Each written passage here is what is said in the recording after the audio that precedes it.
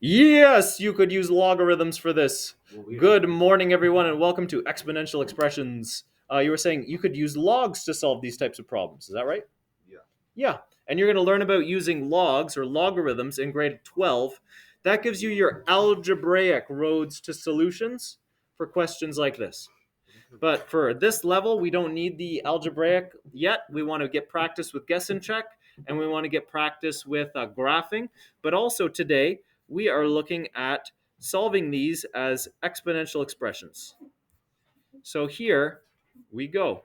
When we want to solve exponential expressions, these are things that look like this. If I have 3 raised to the power 2 times x plus 1, then I'm going to subtract 5 from that answer, and that gives me 4. We have one equation, one unknown. Is that solvable if I have one equation, one unknown? Here's another example. X equals 5. That's one equation, one unknown. Can you tell me what x is? 5, yeah. Yeah, x is 5. Yeah. So you can solve when you have one equation, one unknown. Solvable.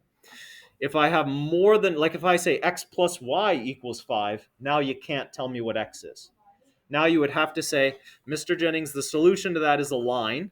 It has an infinite number of solutions. X depends on y. Y is a function of x, you would say. But here we have one equation, one unknown, so we should be able to solve that. So let's take a look. How are we going to solve this type of problem? And we've been looking at it already. We wanted to do inverse operations, an inverse Bedmas order. So let's do that. We have some addition or subtraction here. So how will I work to isolate this x? I want to get this minus 5 out of the way. Just add it to both sides. Add 5, add 5. And then I get 3 raised to the power 2x plus 1 is equal to 9. Is anyone noticing or wondering something about that might lead us towards a solution? Camden? Sorry. The x has to equal 1? 1. Not quite 1. Or, because if it has to equal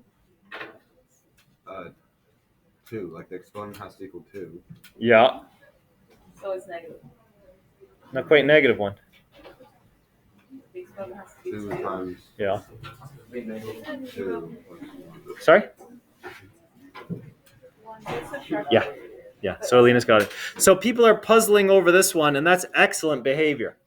Because the work that you're doing to help understand this is going to help you see that the people who are making progress with this have noticed that 9 is equal to 3 over 2. Sorry, 3 to the power 2. 3 to the power 2 is 9. And when I do that, and I can say, well, the exponent over here, 2x plus 1, if I want to get this 3 to the 2x plus 1 to equal 9, then 2x plus 1 has to equal 2. When you can write these types of questions as exponents with a common base, then you can start solving these exponents here. Okay. Now I can write another line. 2x plus 1 equals 2. Okay. And where did that come from? Came from here. We noticed that 2 has to equal 2x plus 1 because the base is the same. So 2x plus 1 equals 2. Then I subtract 1 from both sides. I have 2x equals 1. And then I divide both sides by 2. So 1 equals 1/2. 2x equals 1. X equals 1/2. And there's my final answer. Now we can go ahead and check that answer up here. Let's see. Let's input x as 1/2 in here. 2 times 1/2 is 1. 3 to the 1 plus 1, that's 3 to the 2. When I input x as 1/2 here, I get 3 to the 2. 3 to the 2 is 9. 9 minus 5. Last time I checked, 9 minus 5 is 4. So x as 1/2 satisfies that equation. That's solving this equation. Okay. Now let's take a look at this one. We're going to use the same type of thinking to answer this type of question here. But we first have to express 4 and 64 as powers with a common base. So what's a number that's a common base for both 4 and 64? 3 to the what gives me 4? 4 to the Four. what? 4 to the 4, oh, 3. 4 to the 3. Yes, 4 to the 3. So here, 64, we can write that as 4 to the 3. Yeah. So then if I know that 4 to the 3x plus 2 is equal to 4 to the 3, then 3x plus 2 must equal 3. So now I can write a... Yes, Alina? Yeah. So now I can write this as 3x plus 2 equals 3. I can now set the exponents equal to one another because they share a common base, because they are written as powers of a common base. So now, when we solve this, we subtract 2 from both sides. We get 3x equals 1. And then we find that x is equal to 1/3 when we divide both sides by 3. And then plug it in and try. 3 times 1/3 is 1. 1 plus 2 is 3. 4 to the 3 is indeed 64. So x is 1/3, satisfies that original equation. So in order to solve variables in the exponent, at this level algebraically to solve those, yes, Michaela?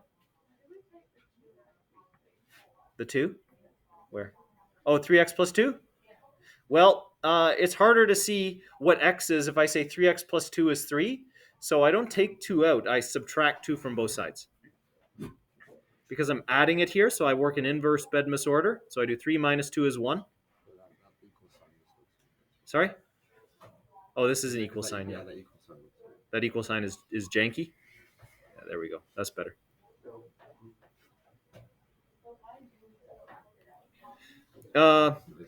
Well, if I told you that x minus 5 equals 8, then you would add 5 to both sides to find x equals 3. Sorry, x equals 13, sorry. So I add 5 to both sides here. Same idea here, I'm adding 2. So if I subtract it from both sides, it disappears from this side of the equation, and x is one more step closer to being isolated.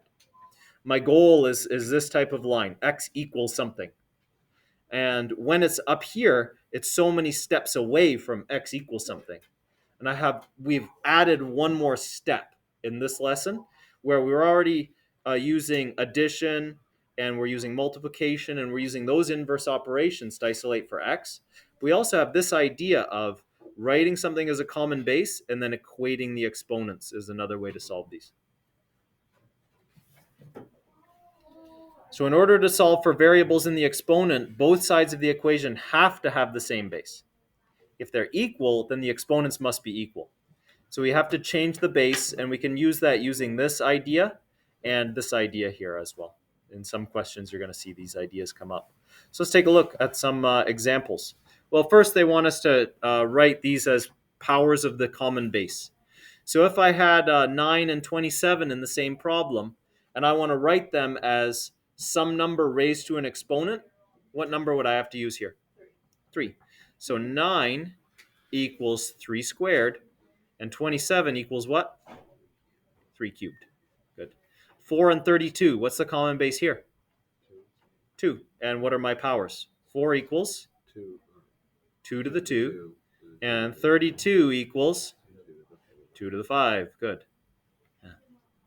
So now I can write numbers like 4 and 32 as powers with a common base. And I'm going to need that skill to unlock some of these questions. Maddie?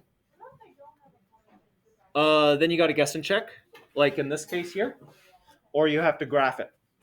Or you have to stay tuned for grade 12 and you'll learn about logs. So we don't do that in this course? We don't use logs in this course. If you're feeling a little disappointed, just look at Siraj in the opposite class. Taught himself how to do this, and then taught himself how to solve like intersections of exponential functions on the test. He taught himself how to do that during the test, just like without his cell phone and stuff. So if I know that 2 raised to the power x is equal to 256, What'd that be? 2 to 7. What do you do the square root of? Well, it's the awkward thing about that, Mac, is that if I have 2 to the x, and that's equal to 256, if I want to use like a square root idea like this, I would have to take the x root, and there's ain't no button for that. And now I've got the variable twice. Like, yes, 2 is equal to the x root of 256, but that ain't getting us any closer to a solution. 8. Yeah, it's 8. So how did you do that? Well, I know that 2 to the 7 is 128, and then Yeah. to the 8 is 256. Oh, cool. So let's just go through. I'm going to go through the simple way first, but then I'm going to write down Camden's thinking for you because it's illustrative. It's very good thinking. So here, 256 can be written as 2 to the 8, and then that just solves x, right? If 2 to the x is equal to 2 to the 8, then x must be equal to 8. Okay, that's an 8 there. Yeah. Oh, weird. What a weird 8, Mr. Jennings. There you go. Okay, but what Camden noticed was 256 is equal to 128 times 2. Okay? And so and then he knew that 128 was 2 to the 7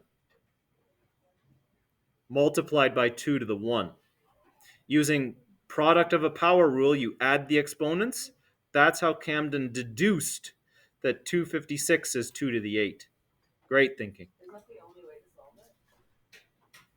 Yeah, but do you agree that that's pretty straightforward? One way that you could do it is you could repeatedly divide 256 by 2 and see how many times you have to divide that by 2. Or you could factor tree it, and the factor tree would look like this. 256 is 2 and 128 is 2 and 64 That would take is long. 2 and that's not going to take me that long. 32 is 2 and 16 is 2 and 8 is 2 and 4 is 2 and 2. And then I count all of them. 1, 2, 3, 4, 5, 6, 7, 8. So 2 times 2 times 2 times 2 times 2 times 2 times 2 times 2 is 256. There you go. That's one of your big powers of 2, 256. So when I write 256 as 2 to the 8, then x is equal to 8 becomes immediately apparent. 2 raised to some power is equal to 2 raised to the 8. Well, some power must be 8. Let's keep going. 32 to the x minus 1 equals 4 to the x plus 2. Now I can write 32 as 8 times 4, but that doesn't get me closer to a solution. I need to write both as powers of a common base. So what's my common base for 32 and 4? Also 2. Yes. We're going to see a lot of 2s and 3s because they're going to give us bite-sizable types of examples to practice today. So 32 is 2 to the what? Yeah, and I can look here. 32 is 2 times 2 times 2 times 2 times 2. There's the factor tree for 32. I don't have to go up the factor tree. There's 32 there, right? 2 times itself 5 times. So this is how I have to write these to solve them. 32 is 2 to the 5, and I'm going to put that in brackets, and then I'm going to raise that to the power x minus 1. And that's equal to 4 is 2 to the 2. And I'm going to put that in brackets and raise that to the power x plus 2. Now, I have this rule here. X to the a to the b is equal to x to the a times b. But now b is a binomial. And we could put trinomials there. You could put quadratics there and still solve them. Okay, so 5 times x minus 1. Well, that would be 2 to the 5 times x minus 1. That would be 2 to the 5x minus 5, because 5 is going to distribute here. Recall that a times b plus c equals ab plus ac. We have to distribute this a and multiply both things inside the brackets. So this distributes. It multiplies here, and it multiplies here. 5 times x is 5x. 5 times negative 1 is negative 5. And that's equal to,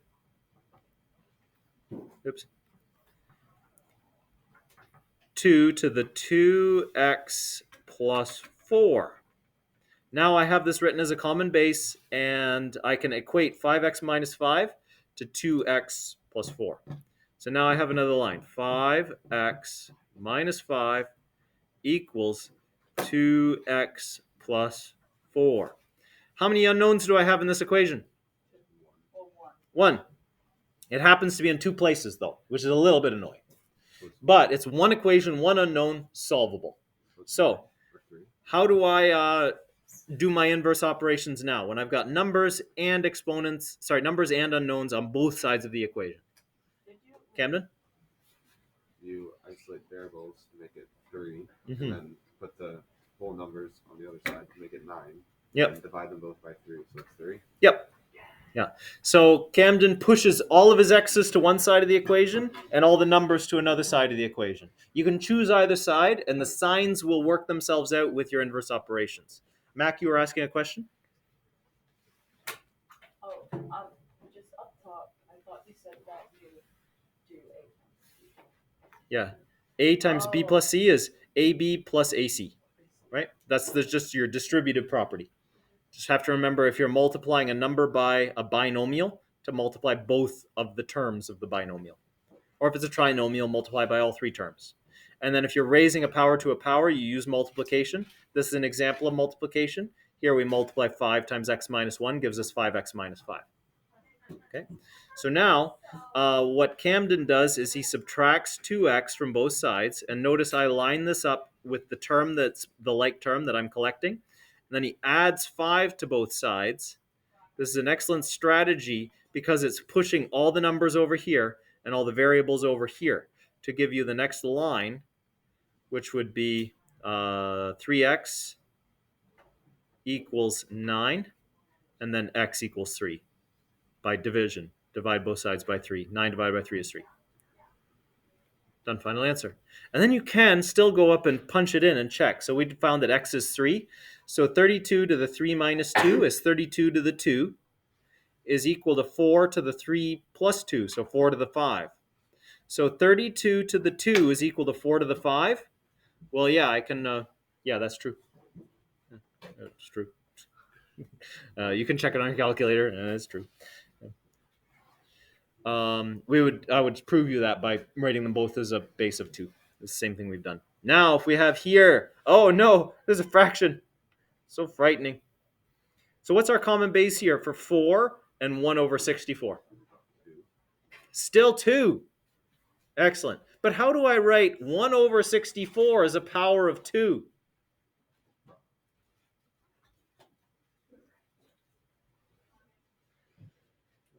How do you do that?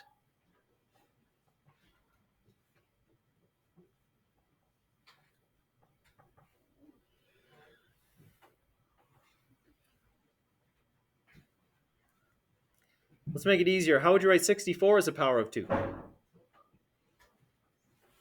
the 6. 2 to the 6. How would I get that to go to the bottom of a fraction? Over 6. 2 to the negative 6. 1 over 64 is equal to 1 over 2 to the 6, which is equal to 2 to the negative 6. The negative in an exponent just kicks that to the bottom of the fraction. It flips the base. It does not flip the fraction. This is not 2 to the negative 1/6. That's different. This is just, the negative just says, throw this to the bottom of the fraction, please, and keep this exponent. So now I can do this as powers of 2. Or 64 could also be written as a power of 4. Because 64 is 4 to the 3. So 64 is also, 1 over 64 is also equal to 4 to the negative 3. Okay? And that's going to be a little more useful. It's going to help us save a step here. We don't have to convert this side at all. So let's do this in black.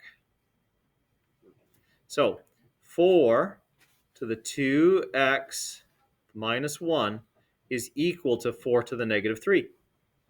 Because 1 over 64 is 4 to the negative 3. And then I know that 2x minus 1 is equal to minus 3. 2x minus 1 is equal to minus 3. And then add 1 to both sides, gives me 2x equals negative 2. And then divide, x is equal to negative 1. Done, final answer. Check your answer up here. 4 to the 2 times negative 1. So that's negative 2 minus 1 is negative 3. 4 to the negative 3 is 1 over 64. Indeed it is. Indeed it is. Michaela. How did you get 4 and negative 3? 4 to the negative 3? Yeah. So we noticed that 64 is equal to 4 to the 3. Okay? And if 64 is equal to 4 to the 3, then 1 over 64 must be equal to 4 to the negative 3. Because that negative is an instruction, says put this on the bottom of a fraction. So then why did we do the stuff right above it? Where? Up here? Yeah, that's Oh, we were playing with this idea of 64 and 2, and sometimes I forget that I can use 4 as a base instead of 2, so that's how I got a little sidetracked by talking about 2. But if I use 2 to the negative 6, and this was 2 to the 2x minus 1, it will also work. It will also give me the solution of x is equal to negative 1. I forget because I reduce everything to primes.